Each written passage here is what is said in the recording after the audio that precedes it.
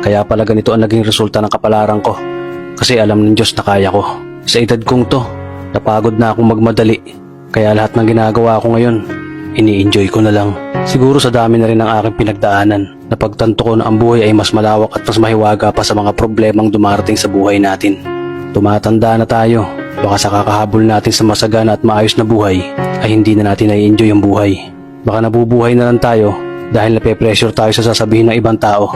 Marami na rin akong mga naging maling desisyon sa buhay, pero lahat yun nagsilbing aral sa akin at natuto ako sa mga pagkakamali ko. May mga taong sobra nating mamahalin at bibigyan ng halaga, pero ibabalik lang sa atin ay kabiguan at matinding trauma.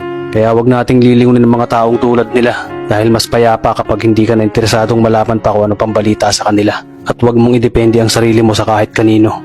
Tandaan mo, kahit sarili mong anino, iiwan ka din nito kapag madilim na ang paligid mo.